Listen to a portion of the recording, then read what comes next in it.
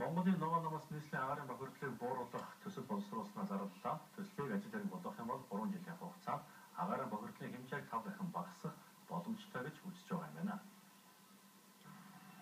Угаарын дунд Улаанбаатарыг утаагүй болгоно гэд төсвөөс тэрбумаар нь хөрөнгө зарж байгаа ч амжилт олсонгүй.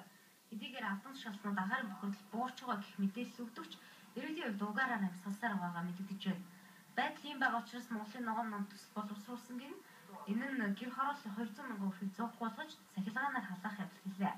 Чухам тэдний яриад байгаа төсөл одоо хэрэгжиж байгаа ч үр дүн нь хангалттай биш, хэрэгцээгүй гэж өөрсдийнх нь дүгнэж байгаа төсөл хөтөлбөрүүдээс юугаараа давуу талтай давлсан.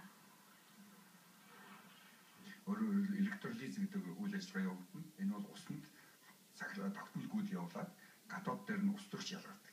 Устөрчийн цуглуулж яваад баллон шахаад тийм ээ. Тэгээд эргүүлээд хүйтэн сэрүүний үйлрэлт энийгээ захилгаан мотор ажиллуулаад захилгаан үйлдвэрлэх юм болцоод. Өнөөдөр гэр хорооллын 200 мянган айлыг захилгаанаар халаана гэдэг ойролцоогоор 400 мегаватт захилгаан хэрэгтэй. Тэгэхээр бид нар нэг 550 мянган айл нэг айлд нь 30 кВт-ийг нарны батарей зоно гэж байна. 30 кВт-ийн нарны батарей зооход нэг захилгаан сүлжээ 1500 мегаватт ийм захилгаан оруулж ирэх одоо үйлдвэрлэх болцоотой. Энэ 1500 мегаватт захилгаанаар бид нар бол ус төрөгч болоод хадгалаад хүйтэн сэрүүний үйлрэлт эргүүлээд гэр хорооллын юм нийлүүлэх бүрэн болцоотой байна.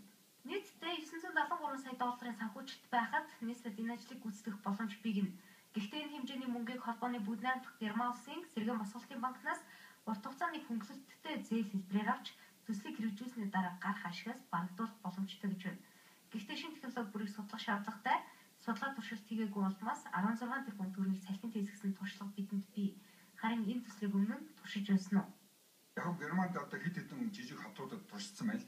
Тэр хотуудын хэмжээнүүд ойролцоогоор Улаанбаатар хотын хэмжээ нэг дүүргийн хэмжээтэй байх шиг тийм ээ. Тэнд бол одоо нарны баталгаан салхин сэнсээр үйлдвэрлэсэн захилгаанаа ус төрөгч одоо хадгалаад тэгээд сүлжээг тогтмол ачаалттай байхгүй сүлжээ шин ундаг байхгүй. Тийм учраас сүлжээ тогтмол ачаалттай байх үүднээс ийм технологиг Германд хэрэгжүүлсэн байна. Цахилгааны шинэ их усүрийг нарны хавтангаар бий болгон үйлдвэрлэсэн эрчим хүчээ ус төрөгчид шингээ хадгалж байнгын тогтмол найдвартай энергийн хүнсүрийг бүрдүүлнэ гэж үзэж байгаамаа.